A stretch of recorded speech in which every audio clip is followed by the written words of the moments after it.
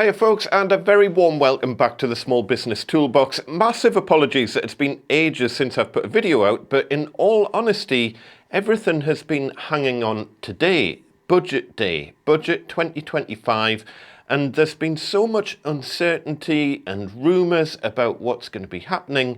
It's been very difficult to make a video about anything because everything could change depending on what happens in today's budget. So today I'm going to do my very, very best to break it down from a small business perspective. I'm going to keep it as brief as possible and just give you the nuggets of information that you're going to need as a small business owner to understand the importance of what Rachel Reeves sets out today in her budget. Before we go through it, this channel is completely apolitical. I don't care whether you vote red or blue or anyone in between. I'm old enough and daft enough to know that it makes nigh on no difference. But at the same time, from a small business perspective, we need stability and we need to know what on earth is going on. What are we going to have to invest our time and effort into over the coming years of running our businesses? With that in mind, I do want to remind you of a few things that have been said over the last year or so by Rachel Reeves, our Chancellor. I know what it takes to run a successful economy. I did not come into politics to raise taxes on working people. So my promise to you is this. Labour will not put up your income tax, national insurance, or VAT. I will deliver economic stability. On the 4th of July, vote to stop the chaos. Vote Labour. The Prime Minister lied in the debate last night. Labour will not be increasing taxes on working people. I am very clear about that. And everything in our manifesto will be fully costed and fully funded. Given the widespread acknowledgement that this budget is front-loaded. So how likely is it that we might need to increase spending next March? We've now set the envelope for spending for this Parliament, and we're not going to be coming back with more tax increases or indeed with more borrowing. We now need to live within the means that we have set ourselves. When I became Chancellor of the Exchequer, I faced a massive hole in the public finances. I'm not going to be that sort of Chancellor. And we've now drawn a line under the fiction peddled by the previous government. And as a result, we won't have to do a budget like this ever again. And indeed, unlike the last government, I will only be doing one budget a year so that this government can focus on what our number one priority is, and that's growing the economy. Yeah. I think the kind of message that I'm trying to get across, I mean, I wouldn't want to have her job, but I don't appreciate being lied to. Let's just see how things go, and we'll go through what today's budget means for your business. Before I call the Chancellor of the Exchequer, I call the Chancellor of the Exchequer. Yeah! Deputy Speaker, for the last 16 in the public finance... Far too much noise, and I expected so much better from you. Simmer down. Shan't cause any more... This budget... It is very hard to hear the Chancellor. The benefits of investment. They've been so loud, Madam Deputy Speaker, and since the general election. There is far too much noise, far too much excitement. They don't... It is so noisy now, we can barely hear the Chancellor. Everybody needs to calm down. Chancellor.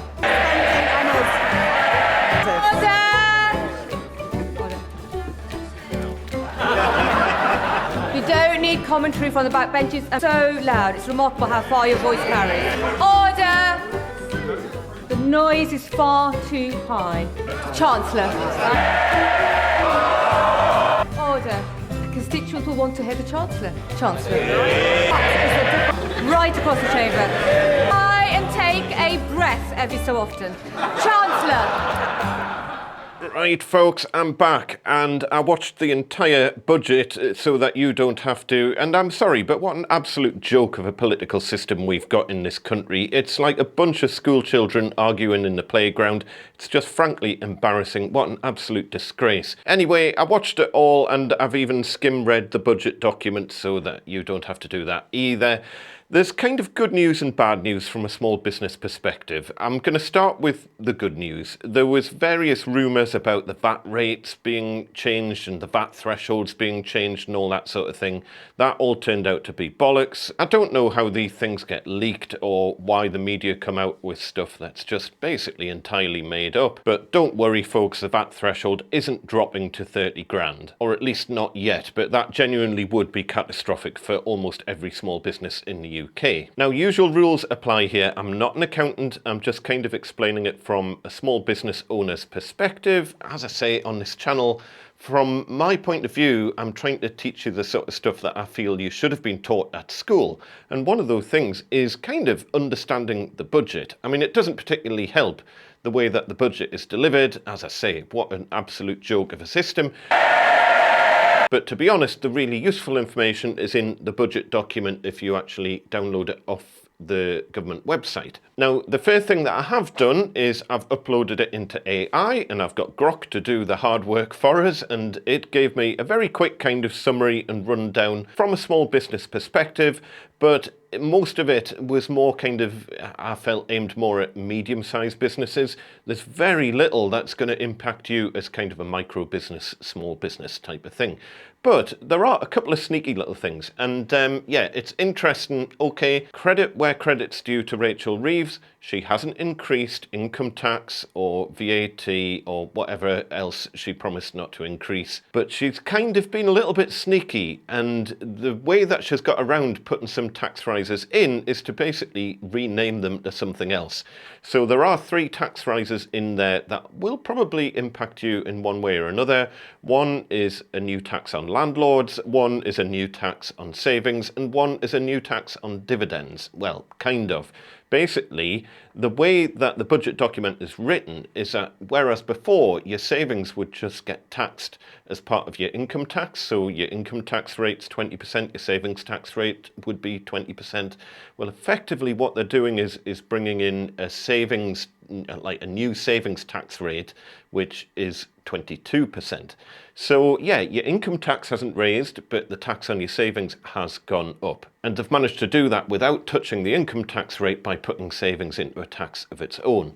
Same applies for landlord tax if you're a sole trader as well, I think. Now, I haven't seen the nitty-gritty of exactly how that's going to work yet, but basically it looks like your landlord income is going to go from a base rate of 20% to 22%. Anyway, the other kind of major thing is your dividend tax increase. And it looks like from April 2026, that's going to increase by 2% from 8.75% to 10.75%, which really, we're kind of getting into the territory now of, for a lot of people, it's not going to be worth being incorporated as a limited company anymore because the trade-offs aren't really going to be worth it.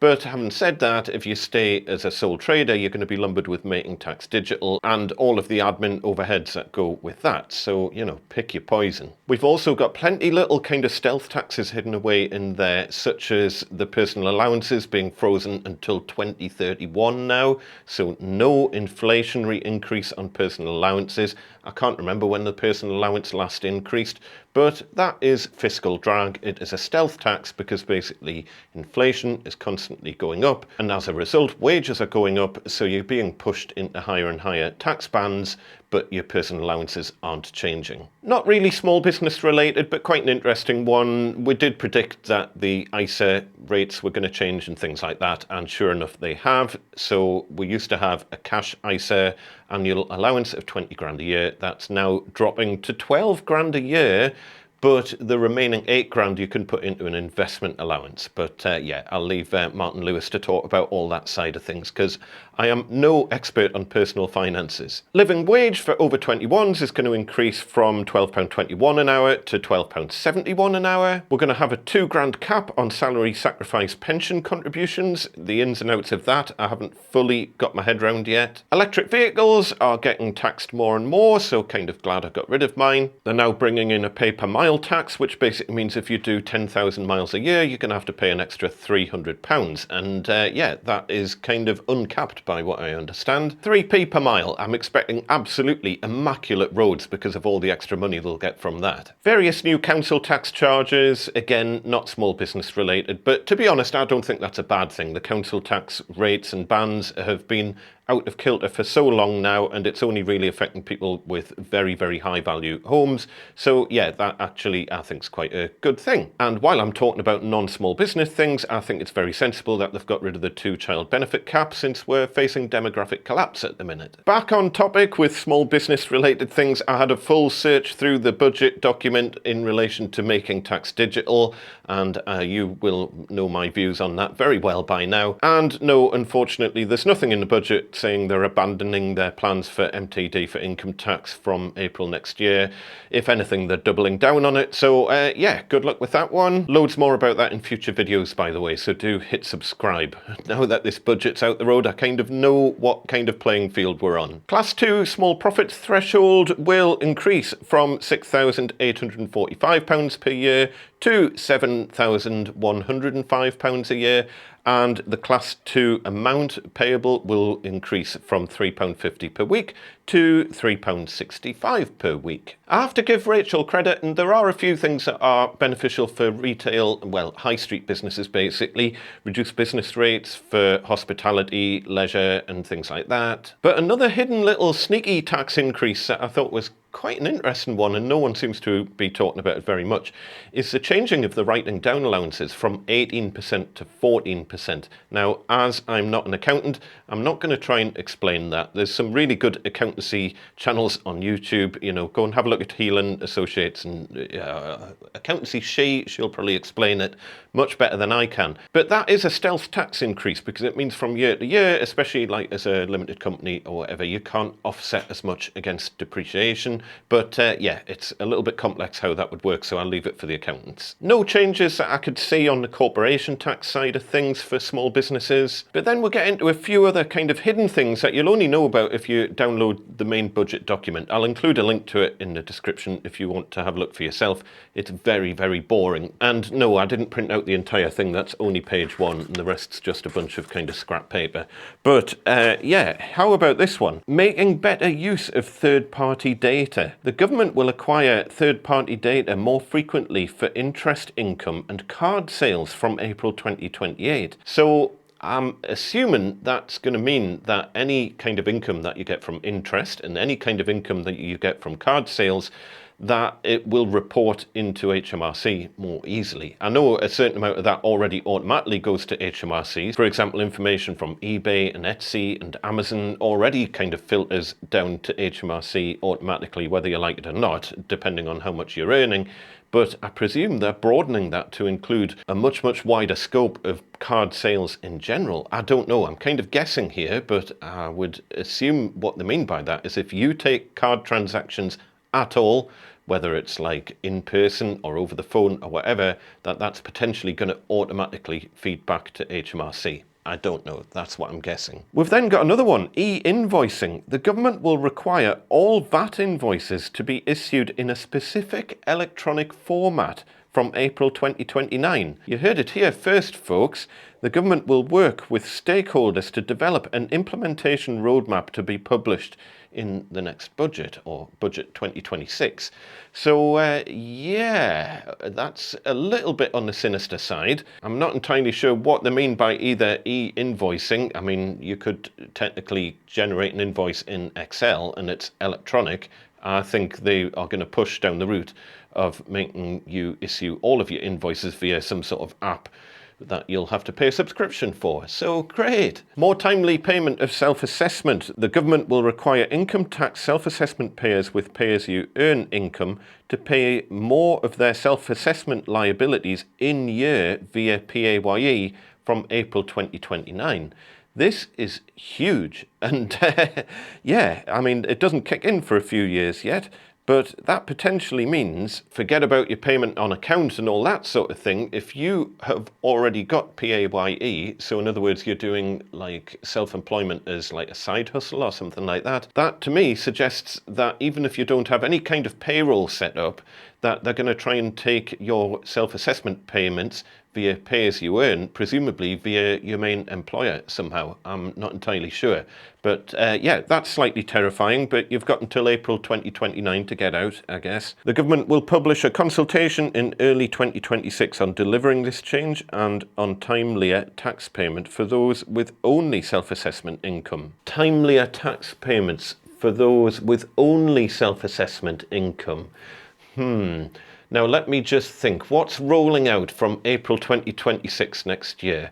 Making Tax Digital with quarterly submissions of your turnover and expenses and basically your profits. Now, everything I've read has kind of assured us as small business owners that we're not going to be paying tax quarterly. We're still going to be paying our self-assessment yearly or every 6 months if you're doing payments on account. But does this possibly suggest that in a few years' time that they're going to start to collect the income tax self-assessment tax revenues pretty much in the same way that they collect their VAT revenues at the moment? In other words, every quarter. I would absolutely guarantee within 5 years that will be coming in, and Making Tax Digital from next year will be the start of it, whether you like it or not. And finally, just the icing on the cake, just to cheer all of you small business owners up a little bit more, the last thing that I can find that will probably affect you at some point, VAT and PAYE timely payments.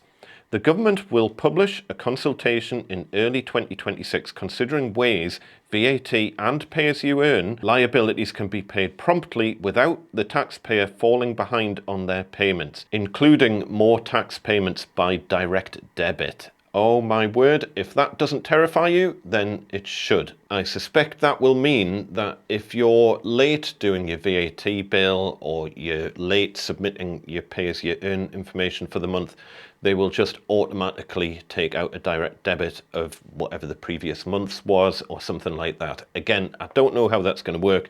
Very interesting though, and you know, you heard it here first. It'll take a little while for them to get their head around how that's going to work, but trust me, if it makes more money for the government, then they will bring it in eventually. So there you go folks, let us know in the comments what you think about it. Have you gone through the budget with a fine-tooth comb, and have you worked out how it's going to impact your business?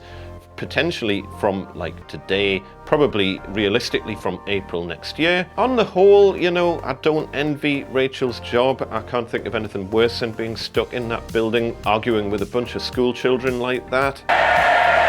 I would absolutely not be able to keep my cool in that kind of situation. I would be kicked out of there within 5 minutes. But yeah, as I say, the more interesting stuff is when you start kind of reading between the lines and finding the stuff that isn't really getting talked about in the media because it's not as exciting, but actually in a few years' time, it's going to have a big impact on your business. Anyway, folks, as per usual, good luck on your small business journey. Do hit subscribe if you're new to the channel, and we shall see you next time. Tatty bye.